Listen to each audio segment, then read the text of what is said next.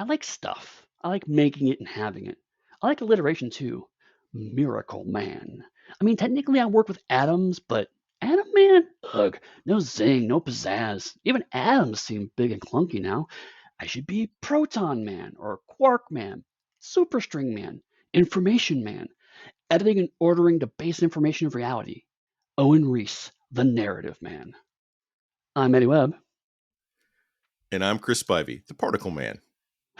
Today, we're going to wrap up our run on the Ultimates here on Speechless.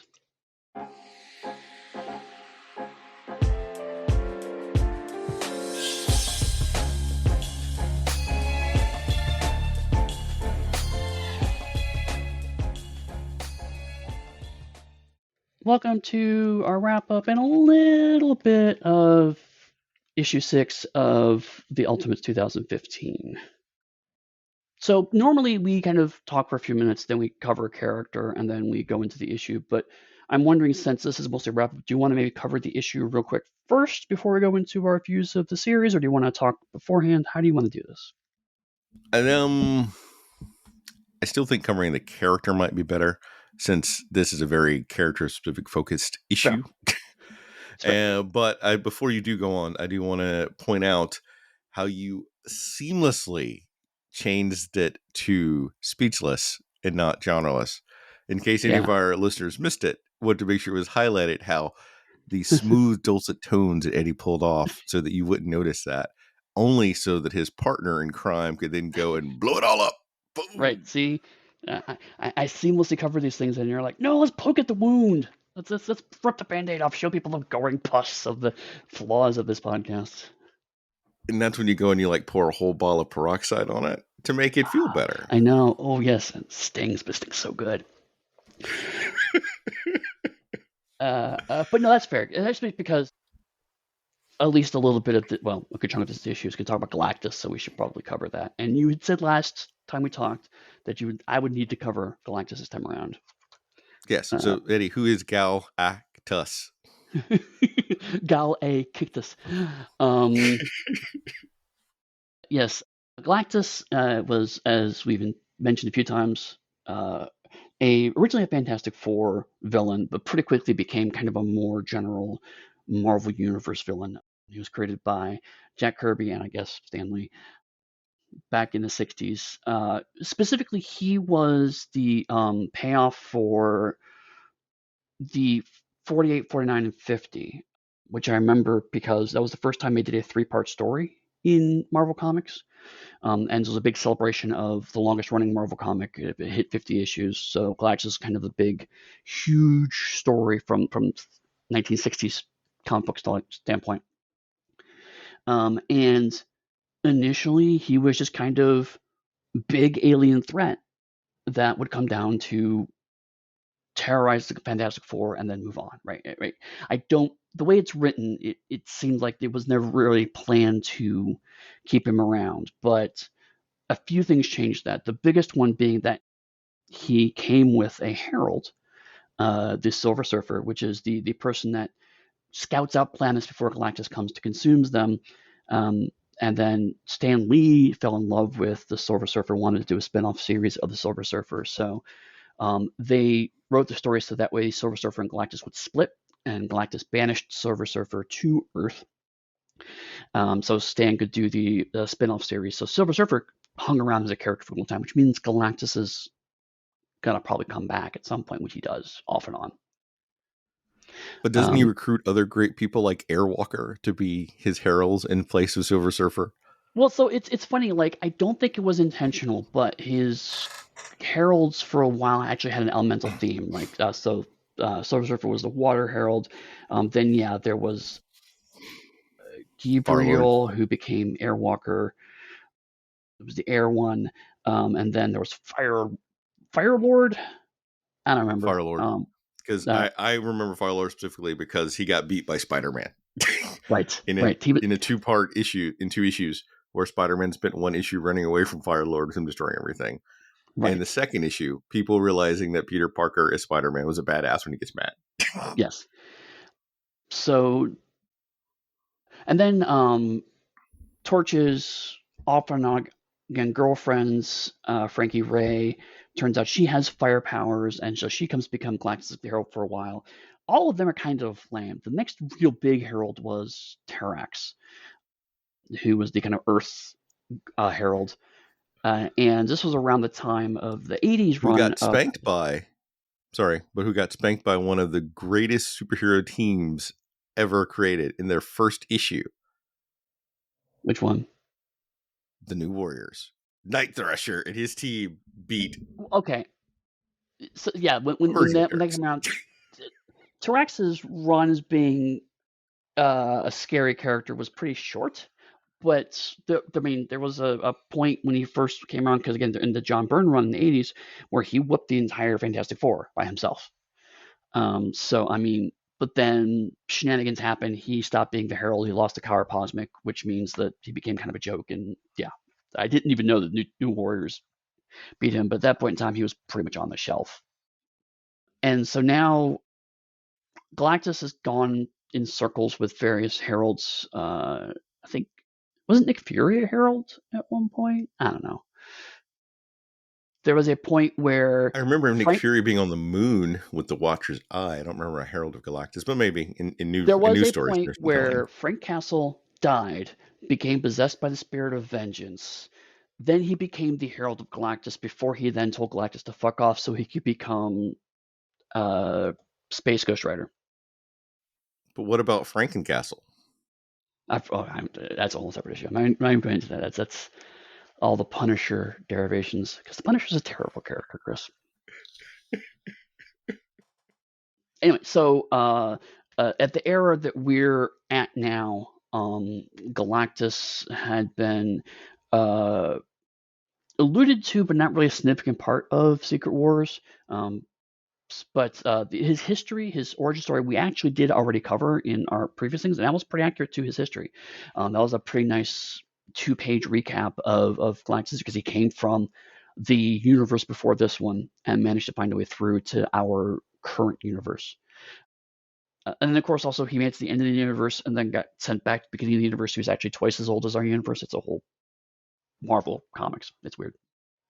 But also, as we've seen in these issues, Galactus is, while terrifying from a human standard, is not a pure cosmic threat anymore. Other cosmic threats have since come out, and they dwarf Galactus.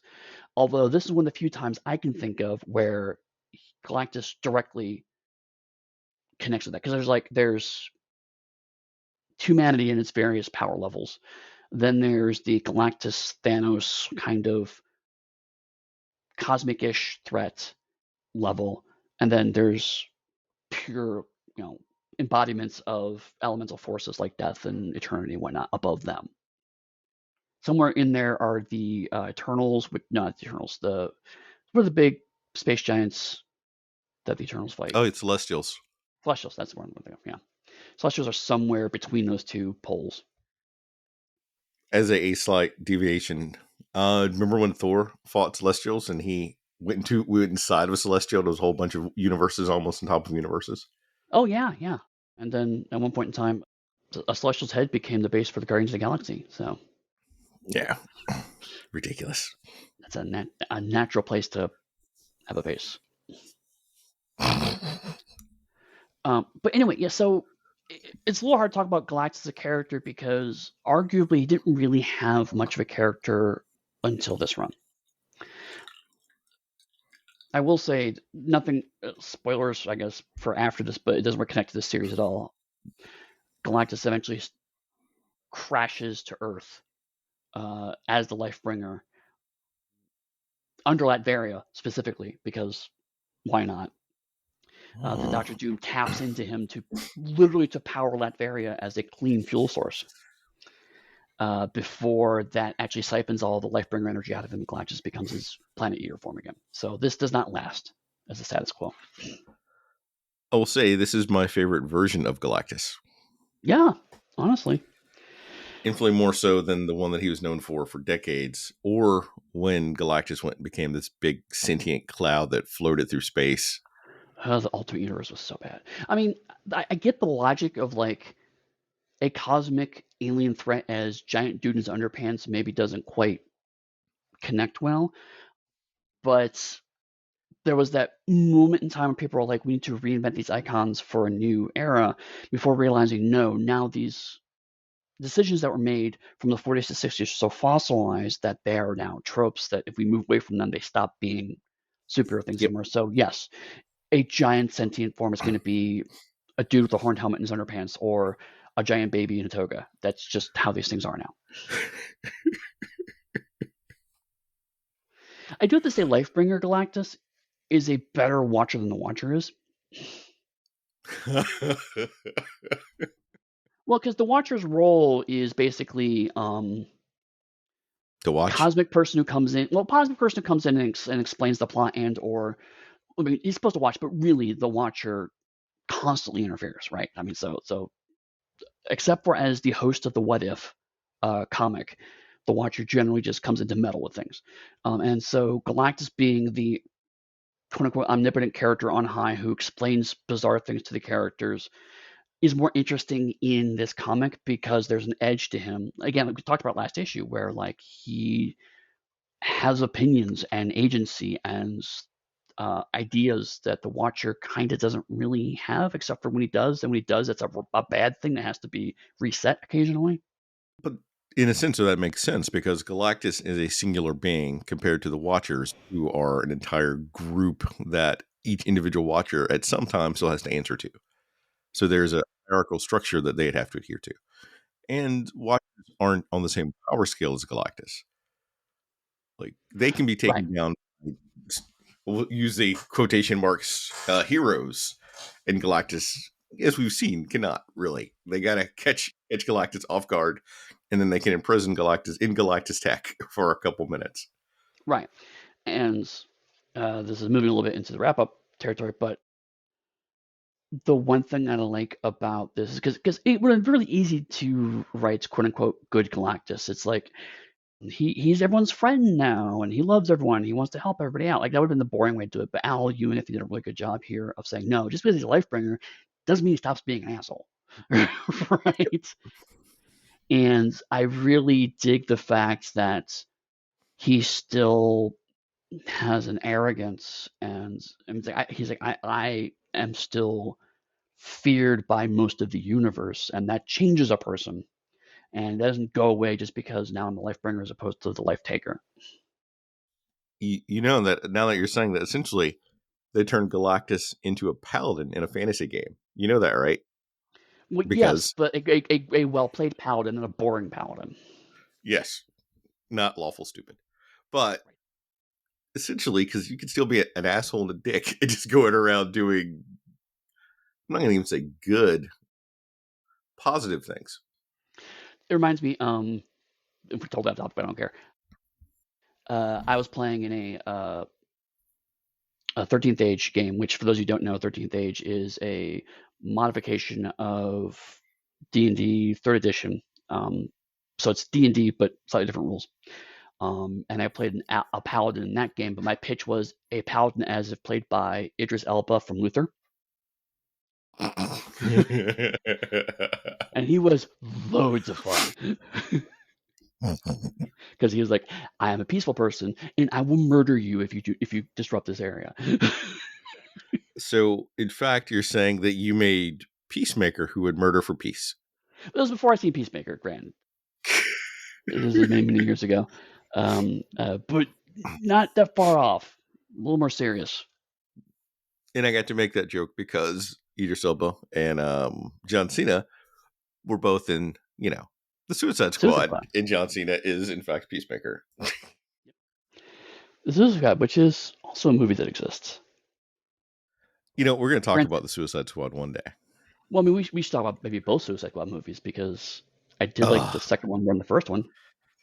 I like the second one a lot more than the first one also. So that's why I'm like, the first one, really? Really? I don't know. Maybe. All right, but we're not here to talk about the Suicide Squad and how brilliant it was. Fair enough. No. So let me kind of. We're just here to I'm not going talk to go about back. Luther, season 1, episode 1. Don't threaten me with a good time. But no, we're not gonna go page by page with issue 6 because, as I kind of alluded to before, it's not quite tied into the main continuity. Also, it is a different artist. Christian Ward does the art for issue 6. Kenneth Rockerford does the color, but they're both still written by Al Ewing. So it's a slightly different creative team. So it doesn't quite feel of a piece, which in a way works to its benefits. Given the But nature of the story. right. But basically,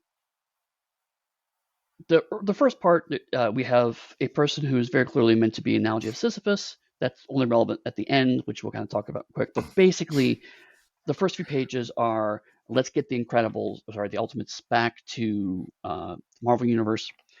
So Galactus literally just puts them in a ball, shoves them to Alpha Flight Station, and say, "Here you go." Before we move past Sisyphus, though, I love the concept of the mythology of that some stories are universal and some of the smaller details change, but the story itself remains the same and the meaning behind it. Right. It's just a concept that I've always loved. Yeah, that's fair, and it's something that this series in particular does a really good job. So Galactus sees that eternity is chained, and so he tries to confront who did that. And again, there's dialogue around this, which kind of implies that Galactus is akin to the Sisyphus myth of bearing weights and things. And he confronts Lord Chaos and Master Order, which again, like eternity, are cosmic beings that are just the embodiment of certain concepts. And basically, they're arguing that Master Order and Lord Chaos are both mad at Galactus because Master Order's argument is you have changed and I don't like change. You're not supposed to change. That's not your job. And Lord Chaos is like, when you were the Devourer, you increased chaos in the universe. You're not doing that anymore. So, well, actually, has literally pissed off both sides of the argument. You're neither lawful nor chaotic.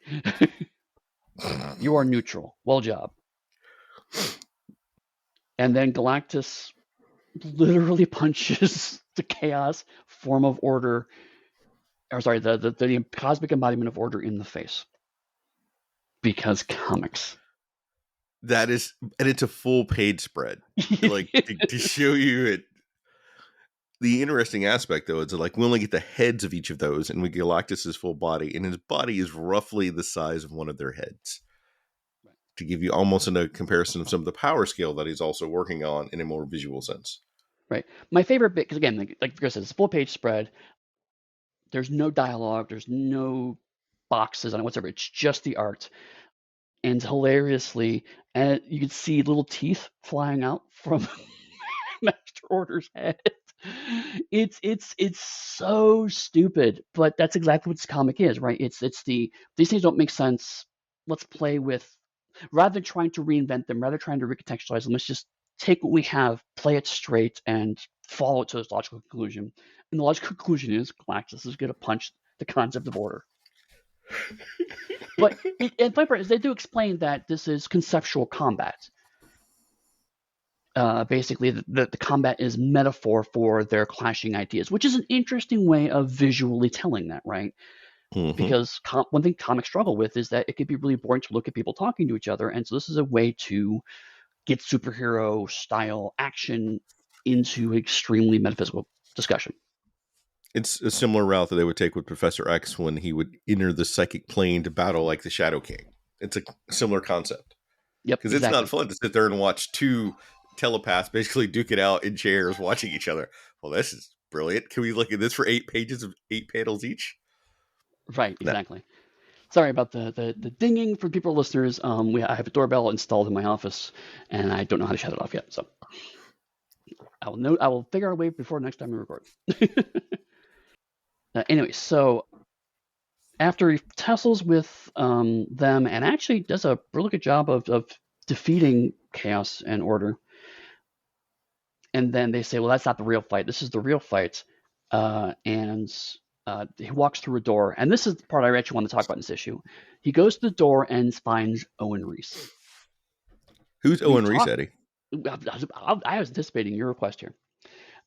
We talked about it a little bit when we covered Secret Wars back in episode 1, but to recap, Owen Reese is the Molecule Man, and he basically has control over reality. Owen Reese is one of those characters that his power. Bam, my doorbell's ringing. It's one of those characters that his power very much depends on who's writing him, and in this case, people who over the years have realized, oh, when you can control molecules as our real world understanding of molecular science has increased, realized, oh, this means he's incredibly powerful. He's not just a guy who can make things turn into other things, which is originally written. It's, he has control over literally everything. So, Eddie, my question Yes. for you, you're telling me about Owen Reese and the Battle World and all that. That's great. I knew writers. When did the Molecule Man first show up? Was his Was he a first Spider-Man opponent villain? the Avengers? That was a Spider-Man villain. There's a reason why I'm asking you, Eddie, when he first showed up. Or was he a Fantastic Four villain?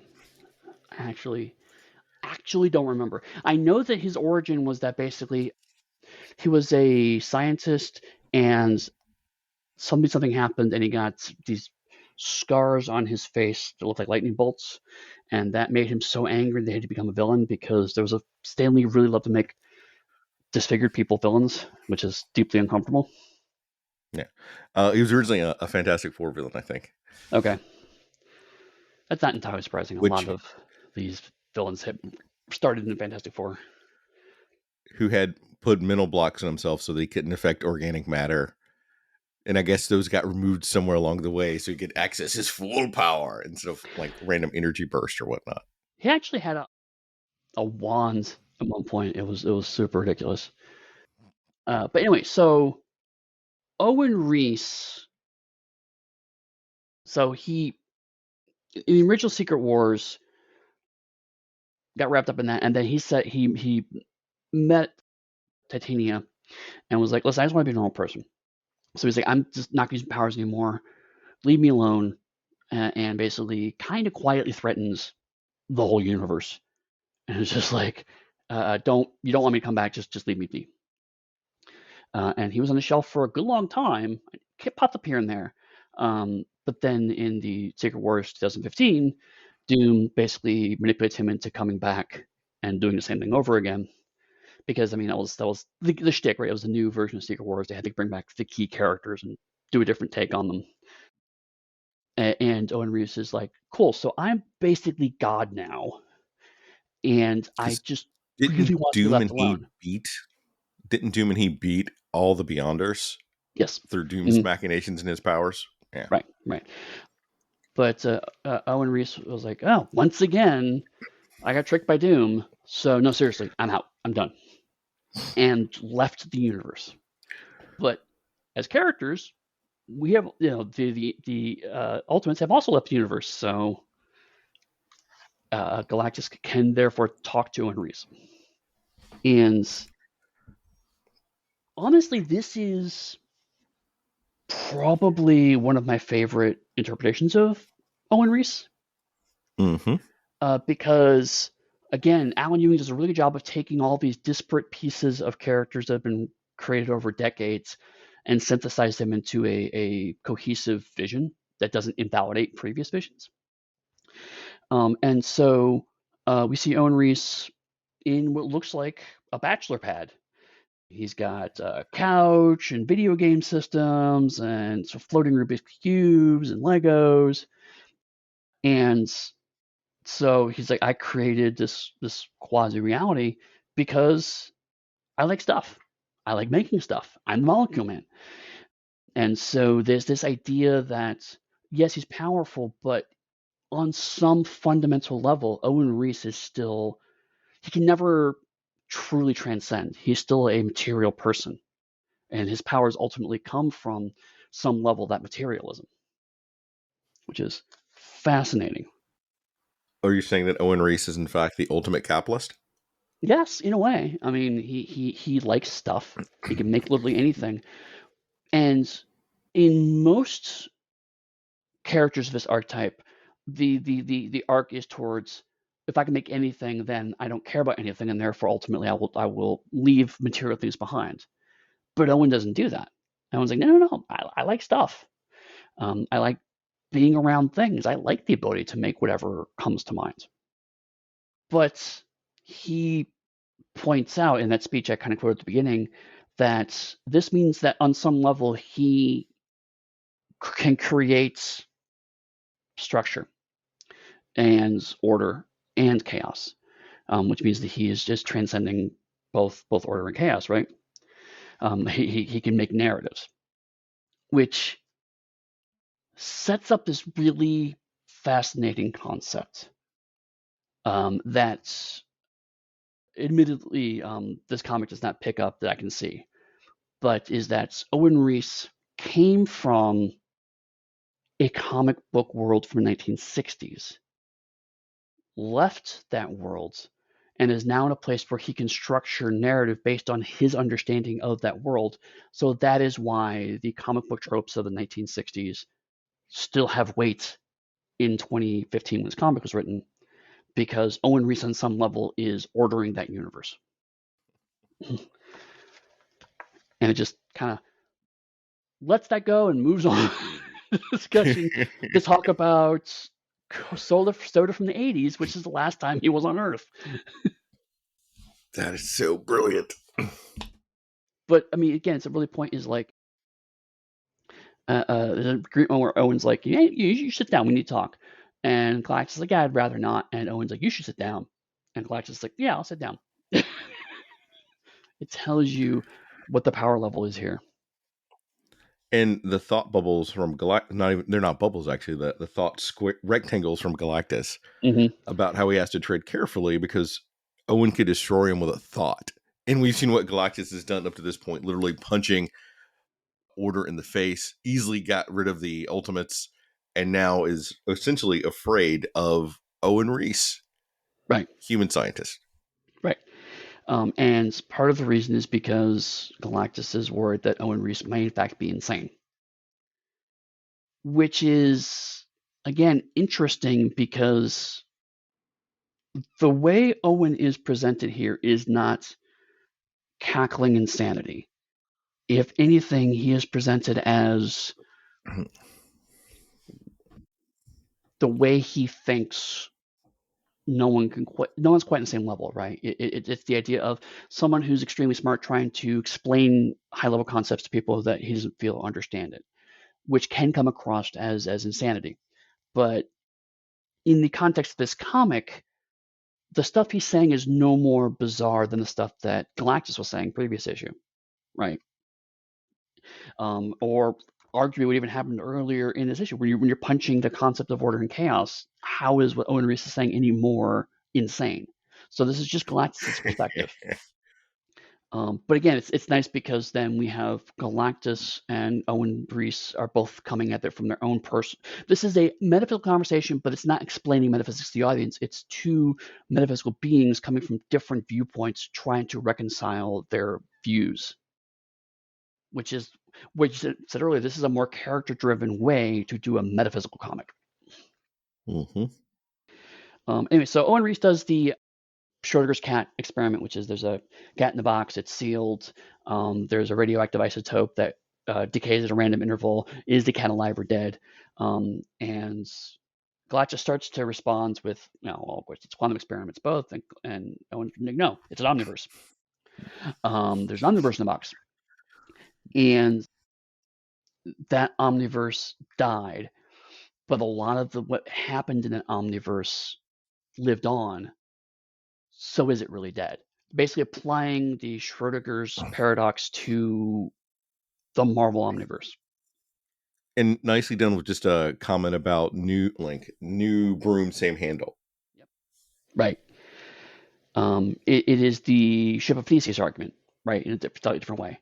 If you replace all pieces of it, is it still the same ship? If you replace all the pieces of the Omniverse, is it the same Omniverse? And then It talks about how Eternity's children, Order and Chaos, think the Omniverse never really ended. So why can't Eternity stop them? Why isn't he acting himself if he's tied up somewhere? And Owen laughs at this point, which kind of implies that he knows Eternity is chained up, and maybe Owen is the reason why Eternity is chained up. Basically, is they say ultimately Eternity, Order, and Chaos want things back the way they were, which means they want Galactus back in the way as the Devourer of Worlds, which we saw earlier. Owen was the person who killed the Omniverse in Secret Wars. That's one of the reasons why he left. He was the person who synthesized it all to keep it from just being destroyed. So he synthesized it, but as a result, in that series, it was implied that he destroyed it just to make a new one. Here he's saying, no, that's not quite what happened. It never really died.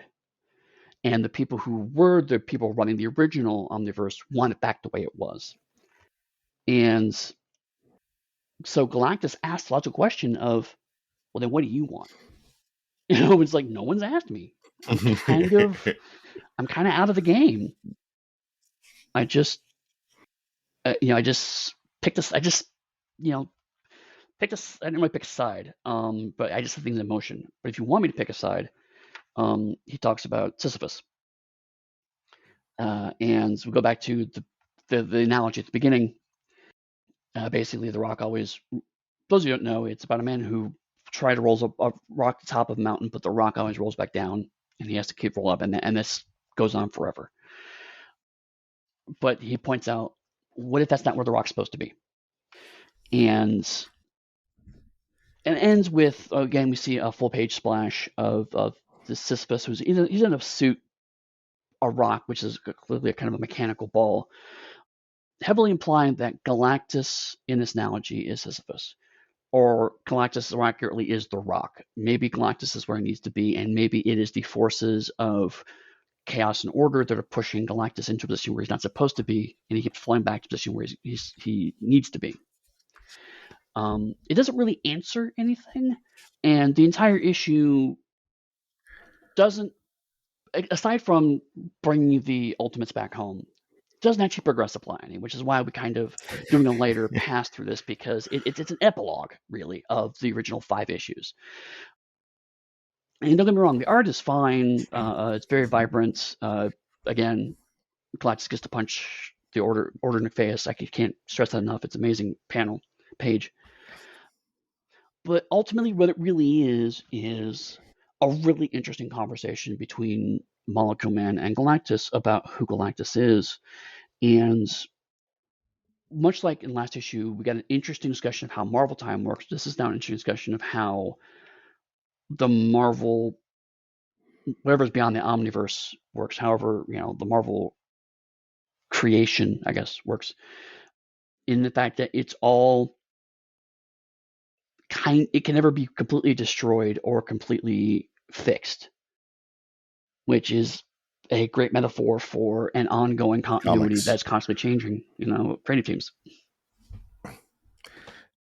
Reference Jay and Miles Explain the X-Men, any episode at all. Yeah. And the joys of retcons. Right. It's fascinating because it is one of the few times I can think of where a major comic book company has said, what if we explained all the weirdness of our continuity by just basically saying it's comics? And that's exactly why it is. It makes sense because it is what it is. The only other example, which was deeply uncomfortable, was when I think it was Fantastic Four went to go see God, and God turned out to be Jack Kirby.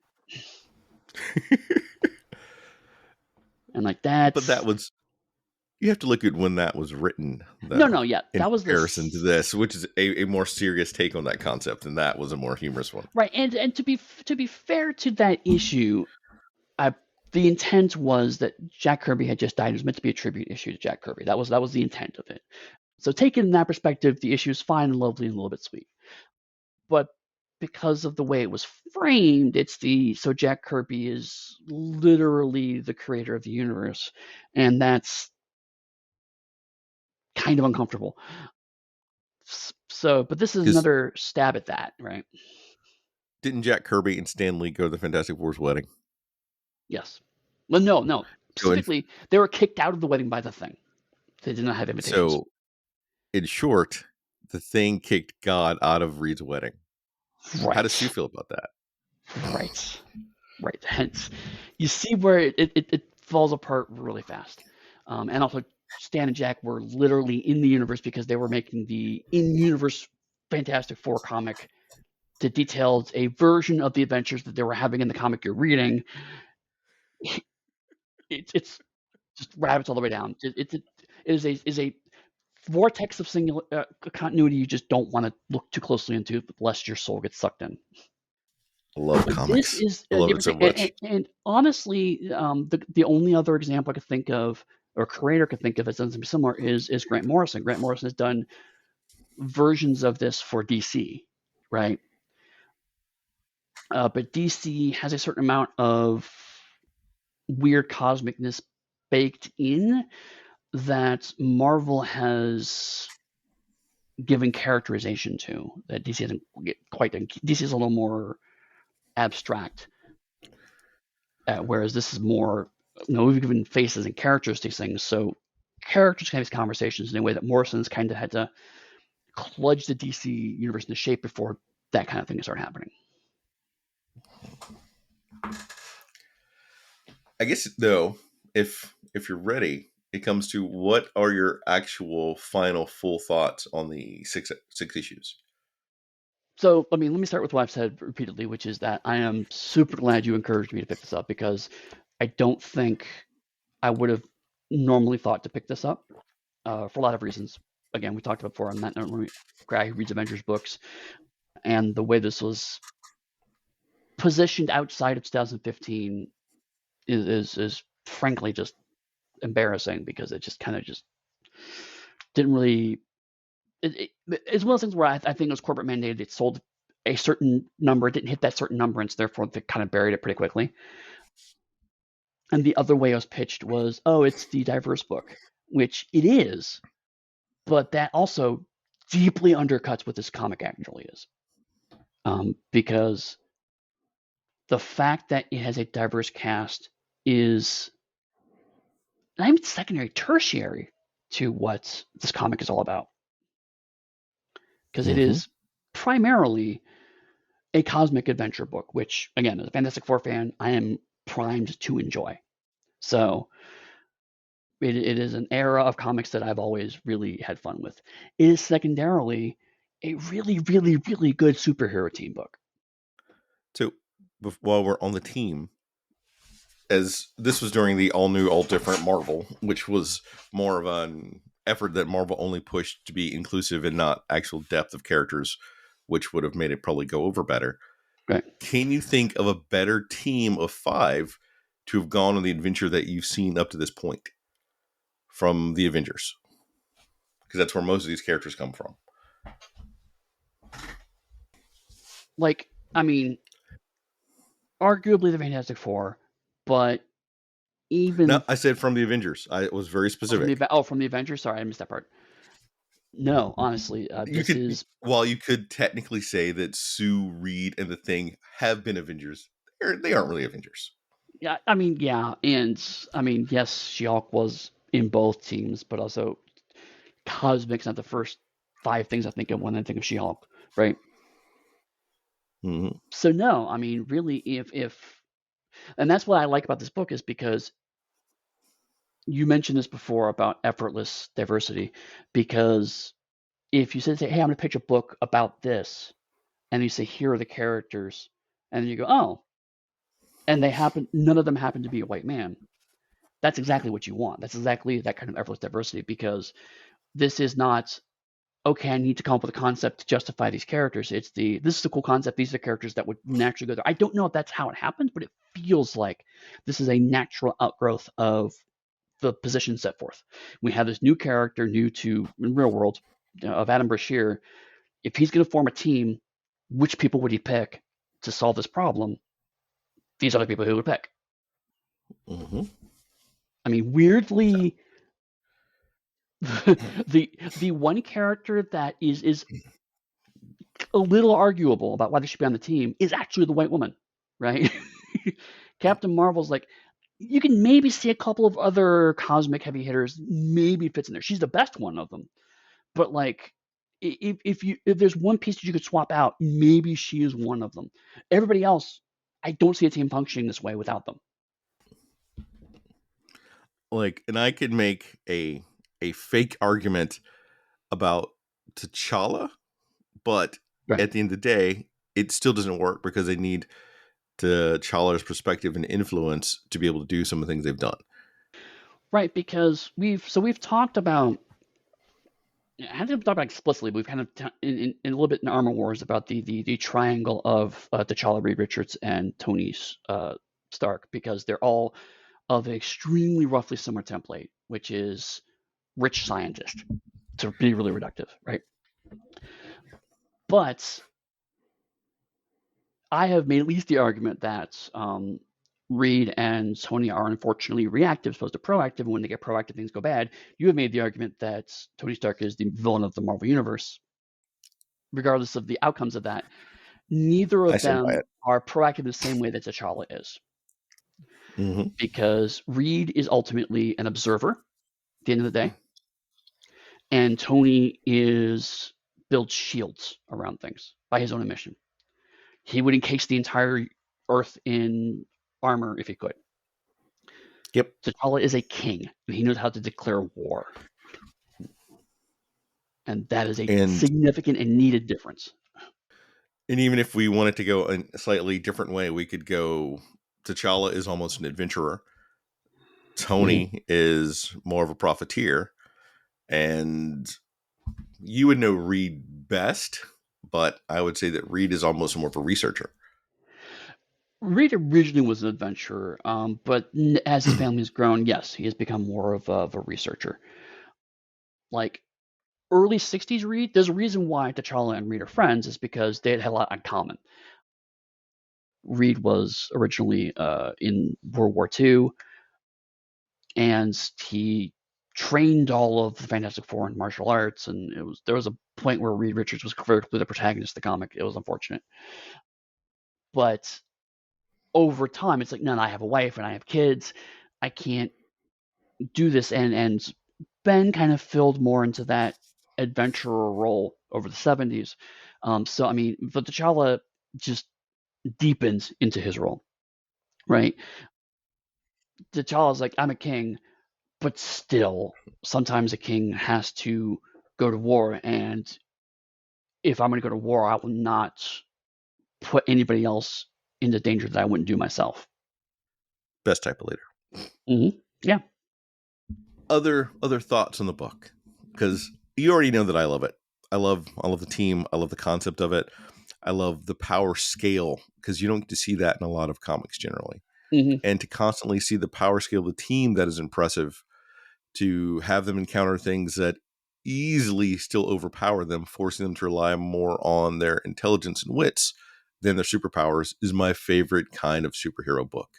Yeah. Because superpowers are a part of who they are, but it shouldn't define the character, which is what a lot of superhero comics do. Right. Yeah. Actually, before I go into it, we've talked a lot about Al Ewing's writing. I'd like to hear your thoughts about Dan Brown's art, at least in the first 5 issues. We said we liked it, but I don't know if you had any other additional thoughts on it. So the stark contrast between those 5 issues and 6 really struck home with me, is that the art that was there told the story that matched the writing itself. Because Mm-hmm. without the careful attention to detail for the characters, you would have lost some of the emotional beats that were carried throughout the work. Like Mm-hmm. the little touches, for instance, with America Chavez when she was jumping, like the little driplets of blood, and how it slowly built upon itself. Right. Or how I think there was a scene where Monica was like touching someone's arm. Like those are so minor and irrelevant. Or Adam with his feet kicked up at the table talking about how this is definitely a win, even though Carol was stressed out by something. Right. It's in the some of that's in the writing, but some of it's not there, and it's the art that brings that through. And for issues 1 through 5, I could see and feel that. If it would have been the artist that did issue 6, I'm sorry, I'm not great with the names. Right. I would not have felt the same way about those characters. Right. Christian Because Ward even did issue seeing the 6. cosmic scale of I was say Christian Ward did issue 6. Kenneth Rocafort did issues 1 through 5. So even seeing the cosmic scale with Galactus was fun to see, but the colorist for issue 6 is what really drew me in, mhm. compared to the art and the colorist for 1 through 5. Right. What about you? Yeah, and I think that's really fair. It's not to denigrate the art for issue 6. It would be perfectly fine for any other comic.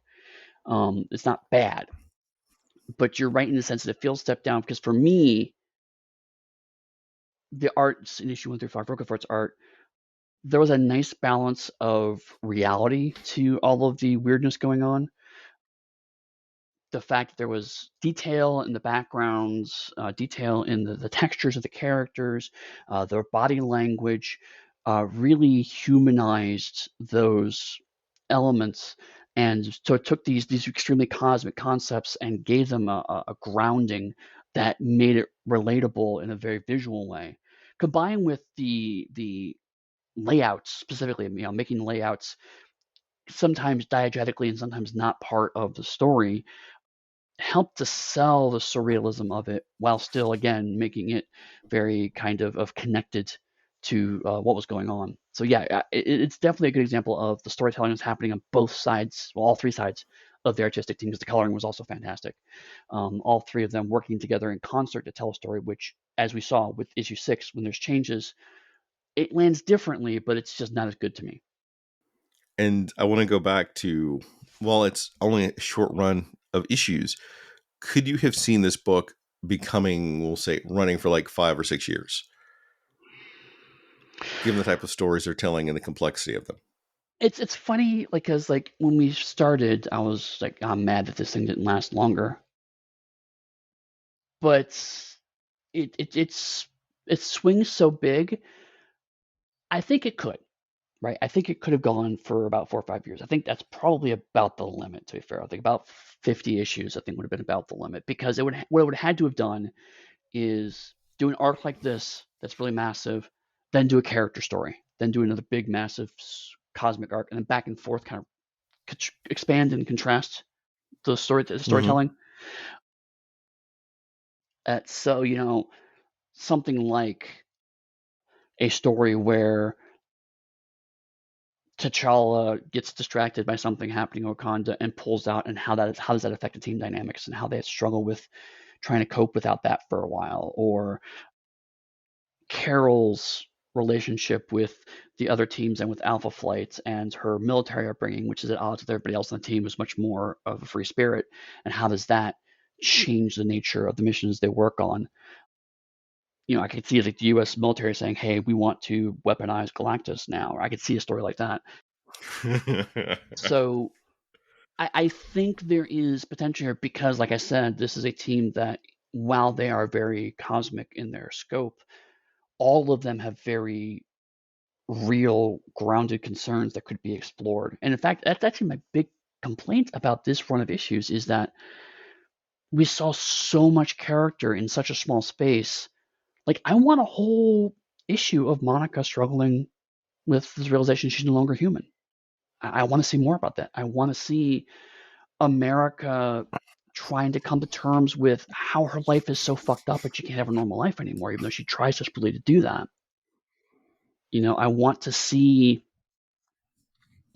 how Adam recovers from the fact that his best friends is he's trying very hard to forgive his best friend for murdering his family, and he just can't. And how does that barrier going to define him? I want to see all these things, and of course, T'Challa being an arrogant asshole. But I mean, Black Panther has its own series. I can see that. So I mean, it's yeah, I could see it going for longer than it did. I don't think this would be a series that would ever be like 10 years plus. It would have to change pretty significantly to keep going for that long. But I could see it took about 4 5 years. How about you? And for the longest time, this is a team I want in the MCU, but I Yeah, have concerns about if the MCU could pull off this sort of storytelling. And right. I don't think they could, but then I still want more than anything in the world for them to bring in and make a great version of Blue Marvel in the MCU and Yeah, make that be one of the top tier characters. yeah. I. It's funny because like arguably Marvel has tried, the MCU has tried to, and the answer is the Doctor Strange movies. They've tried to do cosmic, and I'll be polite and say those were a mixed success for me. What, Um, you don't think hearing Demarmu, I've come to bargain, it doesn't resonate, doesn't do it for you?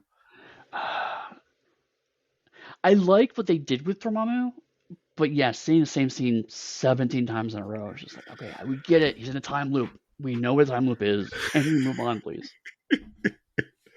Uh, I don't know. I guess at some point in time for me, I am tired of a British white male with timey-wimey stuff. well, I mean, Maybe. Yeah. you have your sort of well, I don't know how to say. I'll say you have two of those, but even then, Shooty is non-binary, so yes, you have one of those still. Yep. But this isn't a chance. This isn't time for me to rant about Doctor Who. Just to make a joke about Benedict Cumberbatch almost being Doctor Who, but yet still getting time travel powers. You were saying. No, I'm just saying that I agree with you. I feel like the only way this would make sense in the MCU is as a Disney Plus series. And I But don't want that. This needs to be like a series of movies, like in-game level movies. I could see like a cosmic mystery of the week style show.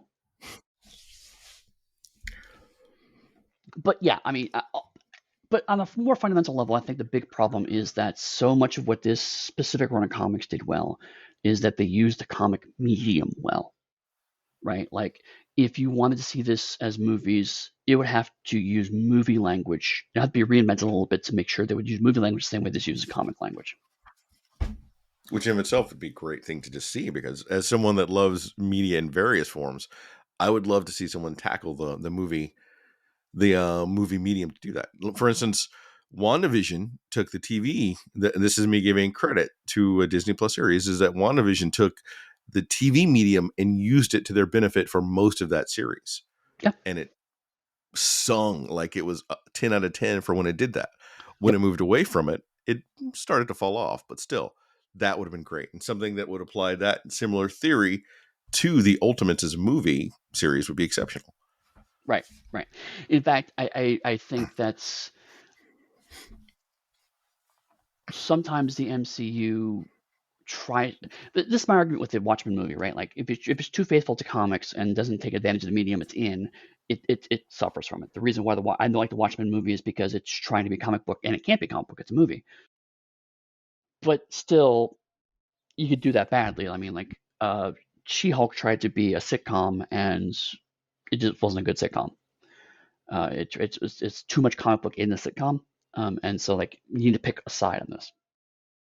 The Ultimates is a very specific subgenre of superhero comics, right? It is cosmic storytelling, but also it is a subgenre that really doesn't fit in any other medium. Like, a lot of the superhero dash genres, the other half of that dash is another genre. Superhero heist, Yeah, like superhero cop show, whatever. my favorite Marvel movie, Captain America: Winter Soldier. It's superhero 70s spy thriller. Yeah, yeah, absolutely. You know, and those can be great, and I love those kinds of mashups. But this kind of cosmic storytelling outside of mythology, there really isn't a genre for it. It really is pretty distinctive to superheroes. I would also just be happy if they brought Blue Marvel into the MCU. Because this is something I think I've said on previous episodes, is that I would love to have a black male character with great superpowers, something on par to Superman, or for the MCU, someone on par as Thor in that power set. And Yeah. we don't have it. We've never had it in MCU. We've got Sam, who still is Captain America now, but has no superpowers. They're not going to do that. We've got War Machine, who they switched out because the original person didn't think anyone could tell the difference between black actors, and rip off Tony Stark suits. Unfortunately, Chadwick Boseman has passed away. Yep. But even then, for all of Wakanda, they didn't elevate Wakanda how they should have. And so it's there, but it's not really there. And Shuri has stepped into the role, but then I don't even think they gave Shuri enough kudos for what she could do. And so it has never been done in the MCU, and they continuously don't do it. And I think Blue Marvel is the perfect opportunity to change that. I would actually want them to do what Marvel keeps doing and de-age Blue Marvel somewhat physically, Mm-hmm. to have that more of appeal to it and have it be long lasting. So the actor could be there longer. How Robert Downey Jr. stepped into the role, and people are saying, "Come on back, come on back." I And I want mean, that. I want. Oh, the sorry. and this is the thing is like right now they're trying to make Captain Marvel into their Superman, and I think Blue Marvel could easily be the MCU Superman. He would be a recognizably iconic character with his own spin, so he's distinctive. He's not exactly the same. But it's like, oh, he can fly. He's relatively vulnerable. He has a couple of extra powers, but generally speaking, he fits kind of that rough Superman mold. And I think he would be a fantastic job at that. So it's. I'm just irritated, but that's me. Anyway, to wrap up about the Ultimates comic, not my dream of having Blue Marvel in the MCU, which even last name Marvel. Come on, you've got your Marvel Right, it's comics, right folks. there. Right, it's But right there. your final closing thoughts on the Ultimates, Eddie? If, like me, you had either been sitting on this or had even heard about it, I cannot recommend this comic enough. If you are a fan of comic books, fan of superhero comics, I, you will find something to enjoy in this run, I think. It has certainly inspired me to, now that I am through it, at some point in the very near future, I want to read the rest of them. So, I mean, that's high praise. I definitely want to continue what little there is, but I do want to read the rest of it, and maybe even follow some of these characters into where they're at now. Uh, like I hadn't thought about Monica Rambeau in a real way outside of the MCU for maybe decades. I actually want to check in with her and see where she's going as a character. I recommend this series, and it was definitely a joy to get back into superhero comics because, frankly, I've not really been reading much for the past year or so. Reading other comic Oh, books. it's awesome. I'm glad you enjoyed it. And I didn't think it was a big risk. I knew how much you love Fantastic Four, but I'm Mm-hmm. glad to hear that. Indeed. And I don't think people need to hear my two bits. My two bits is I love it. I'm the reason that we actually did it. So, Right. if folks are enjoying this and they would like for us to finish the Ultimate run, let us know. Jump in the Discord, Yeah. the Dark Studios Discord. Maybe come on Blue Sky and add us. We don't have a Facebook page because only grandparents have Facebook pages. And Ah. so I have a personal Facebook page because I'm not a grandparent, but I'm as old as one. Eddie, if people are looking to support you or get your sweet, sweet swag, where could they get that at? You can find me most anywhere as Pugsteady. That's my company name, Pugstady. That's my website. That's my social media accounts. If you would like to throw money at me, I do have a Patreon, and also you can purchase my creator-owned game, Realms of Pugmire, which you can find at realmsofpugmire.com. How about you? Awesome. If you're looking to support me, I also have a Patreon called Harlem Unbounding, which I've only done one post for this month, and that was our Journalist episode because it was my month off. I took some time. I revised some stuff. Now I'm back hardcore writing again. So I'll be making a bunch of posts there if you want to check it out. If you just want to chat, I will say once again, come to the Dark Cube Discord, and you can see me posting different memes and GIFs and top 10 lists right now. Awesome. So let us know what you think, and then we'll see you next week with back to genreless. We'll talk to you all then.